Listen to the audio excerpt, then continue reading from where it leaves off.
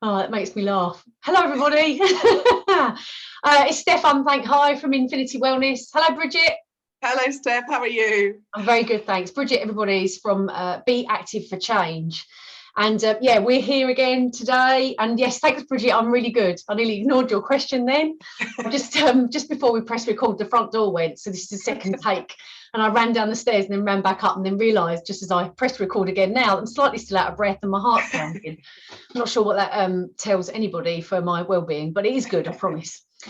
Yeah, I'm really good, thank you, really good. But we're back here, everybody, with the Mind Body Connective, and this is episode 9.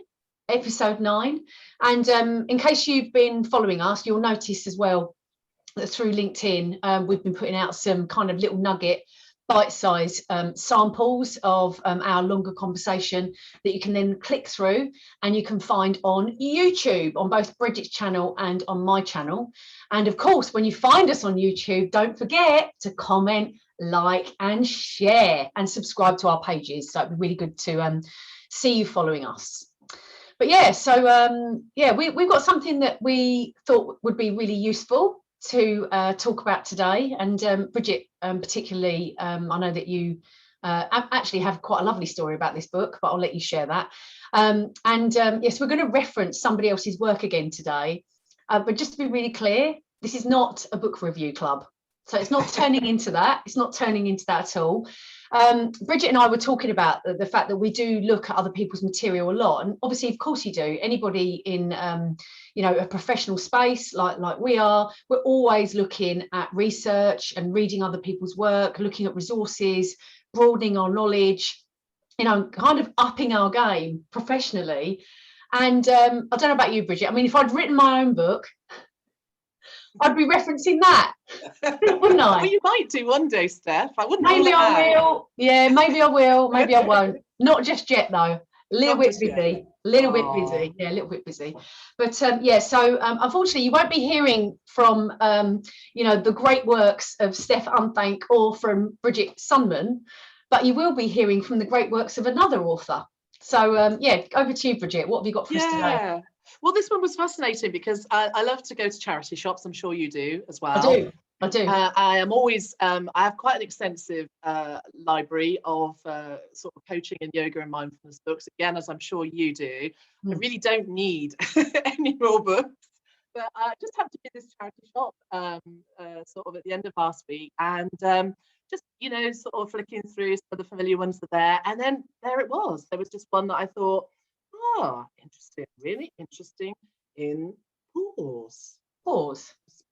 So yeah, pause. It's by Danielle Marchant.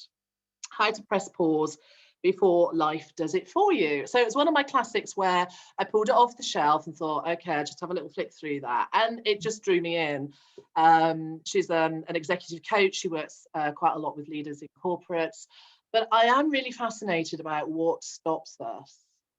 We talked about this on previous video casts. You know, what prevents us? Why can't we pause? Why can't we look after ourselves and just take this time? And so she sort of talks about how she's lost count of the times that she's heard the words, "But I'm just too busy to pause." And underlying those words, she senses other feelings.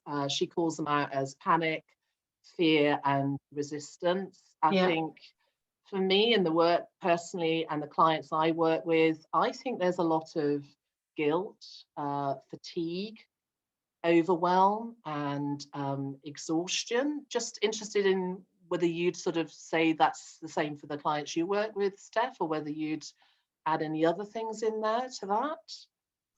Yeah, I think the two that really resonate, I think, in terms of, so it's an interesting one. So I don't do as much one-to-one work now as I used to, but my work is much more in bigger groups, right? So I'm trying to think about the comparison between the two, but certainly here's the thing, right? Let's just think a little bit more broadly. So if I'm working with an individual, I think the two words that you've used in there that do resonate is resistance and guilt, right? Resistance for sure.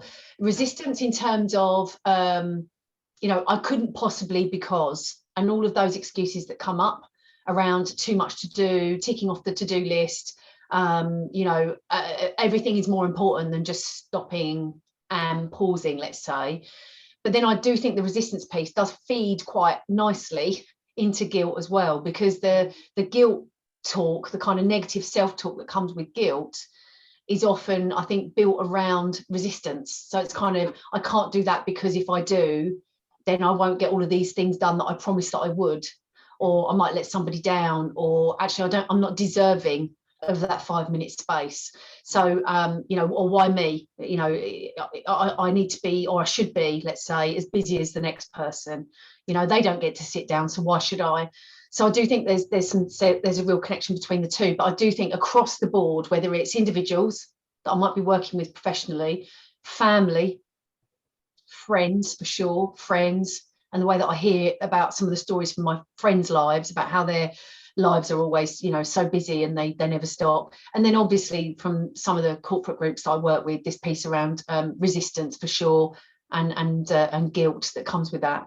Yeah, it's interesting. So there's a lot in there, isn't there? There's a lot of different emotions, a lot of feelings that can come up. So it's maybe not surprising that we do find it difficult to pause. And Danielle goes on to talk about obviously the importance of learning to pause. And there was a phrase that really just jumped out at me. Maybe it was the one that jumped out at me when I went to pick it off the shelf, but it was well-being is a daily devotion.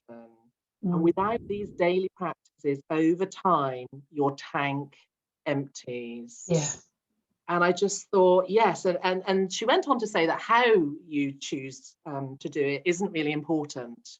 It's just that you do it that really counts. So it could be things like that feed our practices, meditation. It could be yoga. She calls these all out in the book: journaling, clean food, supplements, therapy, gratitude, writing, getting into nature. The list is endless. It's not it's just the fact that you actually choose to do it. You actually make that time. And I just want to read one more quote, and then again, just interested how that lands with you. So quite a long one, this one. Each time you pause, you take a small step to rebalancing your life and reconnecting with who you really are and what you really want. Accumulatively, these small steps add up to healthy change in your daily routine that will allow you to function optimally, in tune with yourself and the natural world. Oh, that's lovely. So there were just a couple of magical phrases there: function optimally, but also this just who you are and what you really want to do. Yeah. And you can connect with that. Can that give you the pause to give you what you need each day and during the day? Yeah, it just felt to me, just listening to those words, it felt to me like a really blissful place. A really blissful place to be if you can find a way to get there. Yeah. And I think it is back to that finding the way. So I love the idea of this daily devotion, making daily practice, this consistency. For me, it sort of summed up quite a few of the things that we've already talked about around permission, taking action, small steps. And then how there was just something extra there for me about that, how that can actually really feed in. And if you can do that connecting, and I know you talked about it sometimes with your, you're running, you're getting up, you're doing your run, that really feeds into something important for you. And I think for me, maybe that is what prevents us from pausing and doing some of these things. It's we're not really connecting it to something that brings us that sort of passion, that inspiration, that motivation. Yeah, I agree. I think so. It kind of resonates with me around this kind of thinking of doing and being, right? So doing in terms of we spend a lot of our lives doing stuff, right? So if I know that I've mentioned this in the past, I'm sorry everybody, you might be a bit bored of this by now, but yes, I do run. Did I tell you that I run? Yeah, I think you did mention it once or twice. And I've been running since March 2020. And I will just share this with you. 2 weeks ago, I managed to past the 12k mark. Hey, well done. Yeah, little celebration for me there. Yeah. But here's the thing, right? Doing and being, right? Doing mode for me is about getting stuff done. It's like, what am I doing? What am I doing? What am I doing? So, and here's the thing about my running. I could describe my running as I'm doing something. So I am going on a run. It's a doing mode, right?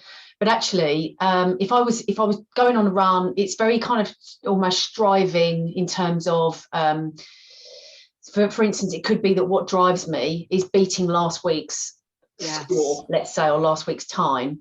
Or what drives me is the fact that maybe if I don't do it, I'm going to feel really bad about myself. Some negative self-talk will come up. I'll feel a bit guilty. What drives me maybe could be the thing that might be about, if I don't go, then I can't tell everybody that I've been again this week, and wasn't I a good girl? Didn't I do well? Right. So there's something around the doing part of that, and it's how you swap away from the doing and get into the being.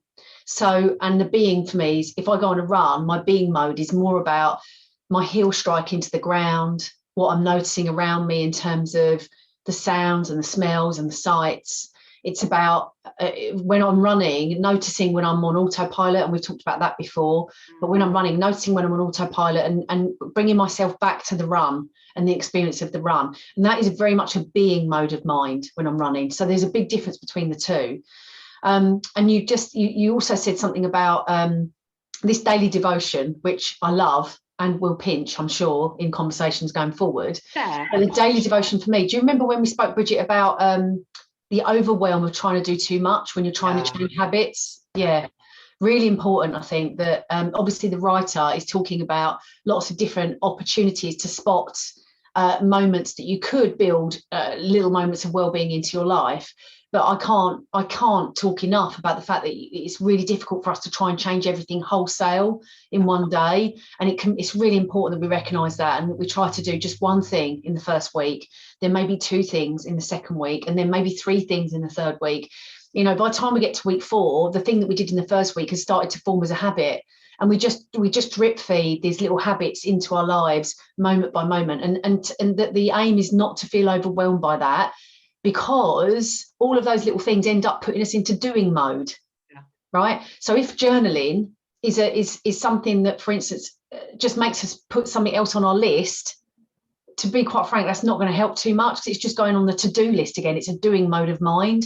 But actually, if journaling helps us to be in a being state, and therefore create that space in our lives, and again, look what we're talking about again, awareness, space, taking things bit by bit, you know, doing, being, non-striving, all comes back to that, doesn't it? So I think if we can just take it one step at a time, and we can just drop these little things in 1 week at a time, maybe faster or slower if you need to, I think that's what gets us there in the longer term. Absolutely. I think it is very much around that. I think the clue is in one of those words, again, that really came out for me, rebalancing. Yeah. It is that rebalancing. And so while we can add in those little steps, as you say, on a week by week basis, it may also be that, you know, one of them didn't work and we trade that out for something new. It doesn't have to be adding more and more and more. I think there is an assessment there, an evaluation there that's really important. So back to this, you know, regularly reviewing, is it feeding me, inspiring me, motivating me? What are the reasons I'm doing it? Am I adding it just for the sake of adding it? Then no, that's a strike through. It has to be more than that. I was on a call, actually. And this will make you laugh. This will make you laugh, I'm sure, right? I was on a call about 2 months ago or something, at least 2 months ago.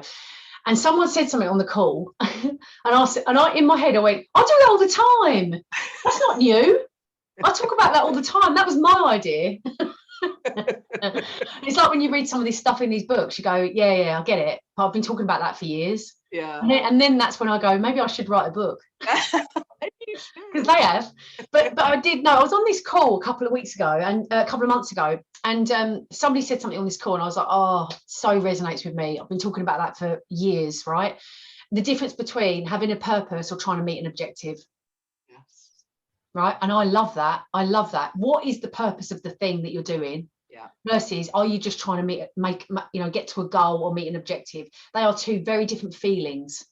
Very different feelings, those. And if they're not, I was going to jump in there, but if they're not, really evaluate why they're not, because to me they are very different, those two. Yeah. But maybe from what you've just said, somebody will go, are they different? They're not different for me. So maybe just if that's you listening to this, maybe just really check in with your understanding about objective and purpose. Totally. Really what that means for you. And are they the same? No, they're not. Can I give an example just to finish us off? I'm really sorry again to bore everybody with my running, but it's a really good example, right?